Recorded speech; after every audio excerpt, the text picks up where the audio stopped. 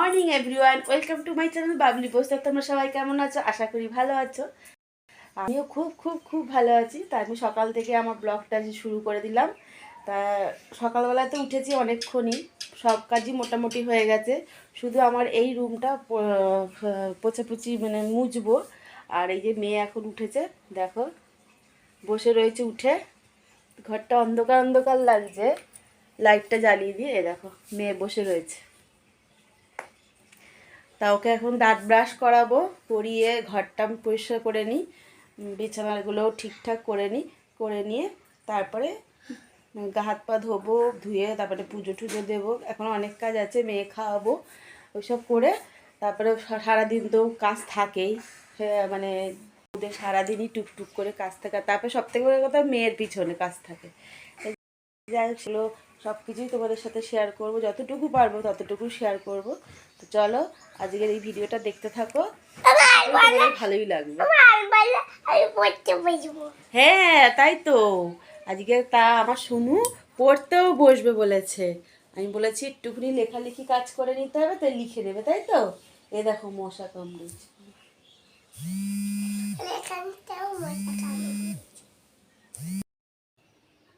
তো দেখো আমার বিছানা পুরো কমপ্লিট পরিষ্কার করা।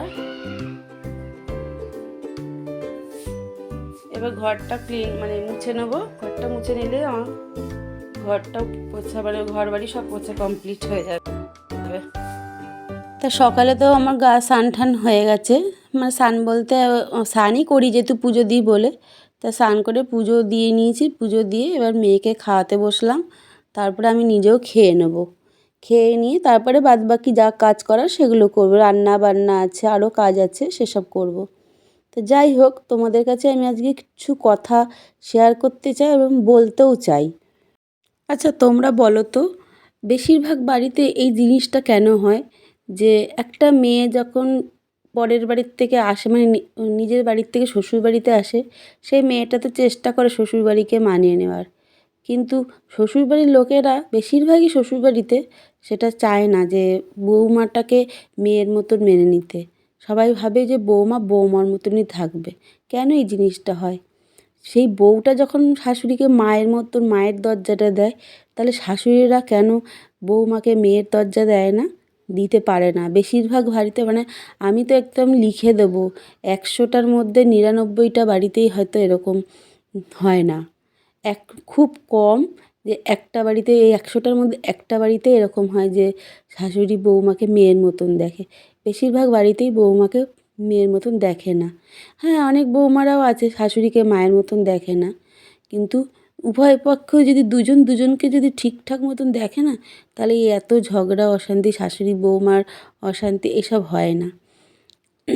আমি বলছি বলে ভেবো না যে আমার বাড়িতে এসব কিছু হয়, কিন্তু আমার এটা প্রশ্ন, কিছু এক জায়গায় থাকতে গেলে মানে হাঁড়িতে মানে চুলোচুলি লাগে, সেটা কোনো কথা না। এক হাঁড়িতে ইয়ে করতে গেলে অশান্তি হবে, শাশুড়ি বৌমাতে কেউ বলতে পারবে না ধোয়া তুলসী পাতা, যে বলতে পারবে না যে আমার বাড়িতে কোনো অশান্তি নেই। সব বাড়িতে খুঁটিনাটি এরকম অশান্তি বাঁধে।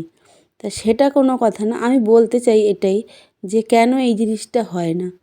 তা মেয়েটা যখন নিজের বাড়ির থেকে যখন পরের বাড়িতে চলে আসে, এটা সব শাশুড়িদের মানে শ্বশুরবাড়ির লোকেদেরই ভাবা উচিত।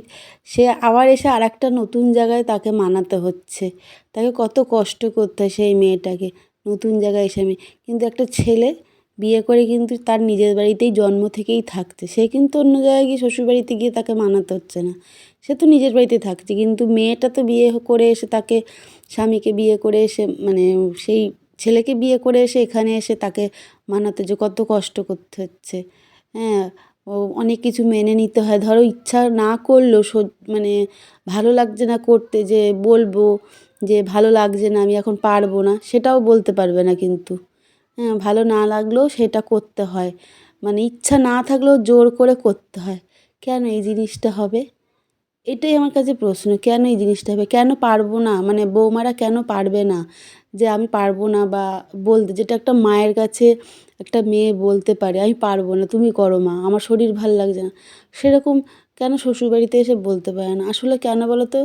এটা সেই জায়গাটা বৌমারা পায় না, বৌমারা সেই জায়গাটা পায় না বলেই সেরমভাবে বলতে পারে না। কিন্তু বেশিরভাগ বৌমারাই নিজের শাশুড়িকে মা, মানে নিজের মা বলে ভাবতে পারে না, আবার শাশুড়িরাও বৌমাকে মেয়ে বলে ভাবতে পারে না। এই জন্য এই জিনিসটা হয় না। মুখ বুজে, কষ্ট হলেও মুখ বুজে সব কিছু মেনে নিতে হয় মেয়েদের। আজ সেই শাশুড়িরাও কিন্তু শ্বশুরবাড়ির ঘর করেছে, শাশুড়ির সাথে ঘর করেছে, কিন্তু যখন নিজেরা শাশুড়ি হয় সব ভুলে যায়। কেন এই জিনিসটা হবে? এই জিনিসটা কেন হবে? তারাও তো ভাবতে পারে, হ্যাঁ আমরাও তো শ্বশুরবাড়ি ঘর করেছি, আমাদের শাশুড়ি তো আমাদের সাথে এরকম করেছে, তাহলে আমরাও কেন ছেলের বউদের সাথে এরকম ব্যবহারটা করব? যখন নিজের ছেলে কাজে যায়, কাজ থেকে যখন বাড়ি আসে, ও তো সারাদিন বাইরে খাটে, আর কত করবে ও, ওর পারে? এই কথাটা হয় শাশুড়িদের। আর যখন একটা বউ বাইরে চাকরিতে যায়, আর যে সে যদি সংসারে কিছু কাজ না করে, তখন বলবে সংসারের তো কিছুই করতে হয় না, বাইরেতে গিয়ে শুধু তো কাজ করো, আর তো কিছুই না, সারাদিন দাঁড়িয়ে থাকো বা বসে থাকো, কাজ করো। হ্যাঁ, কিন্তু সে নিজে একবার চিন্তা করে না যে বাইরে গিয়ে কতটা খাটনি সেই বউটাকে খাটতে হয়, আবার এসে সংসারেও কিছু না কিছু করে। একদম তো সেই বউটা বসে থাকে না, কিন্তু নিজের ছেলে সংসারে কিন্তু কিচ্ছু করবে না, শুধু বাইরের কাজটুকুই করে। তার বেলায় কোনো কথা নেই, একটা বউয়ের বেলায় অনেক কথা হয়। কেন এই কথাটা হয়? আমার এই প্রশ্নগুলো কেন হয়? যে কেউ কি বলতে পারবে কেন হয়? কেউ বলতে পারবে না কেন হয়।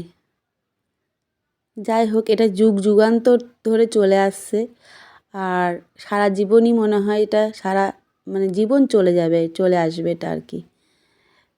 মেয়েরা বলে যে মেয়েরা স্বাধীন হয়েছে, সব মেয়েরা কিন্তু এখনও স্বাধীন হতে পারেনি, পার্টিকুলার কিছু কিছু হয়েছে।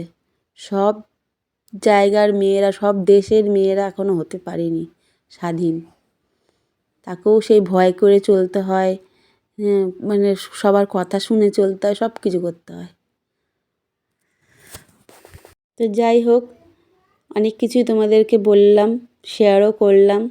তা আজকে আমার এই ভিডিওটা এইটা নিয়েই আর কি, মেন নিয়ে, যে আমি এইগুলো তোমাদের কাছে শেয়ার করতে পারলাম। তো চলো, এবার আমি সারাদিন ধরে কি কি করি না করি সেগুলোও তোমাদের সাথে শেয়ার করব।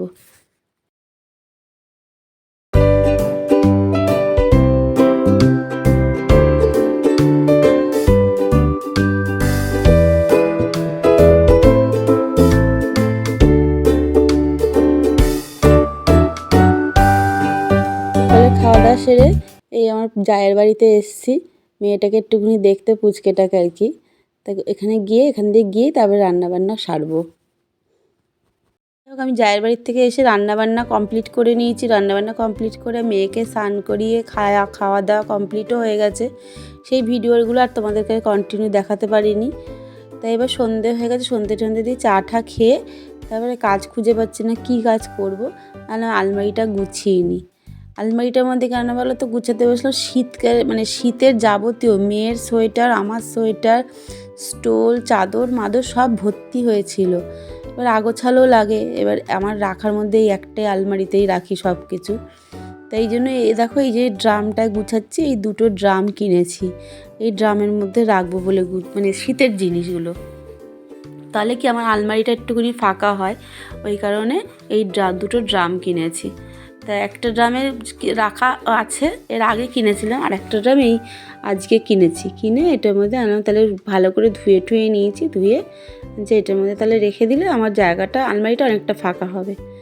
তাই এর মধ্যে সব শীতের মেয়ের যত সোয়েটার, ফুল প্যান্ট, নতুন সবই এর মধ্যে ঢুকিয়ে রাখলাম।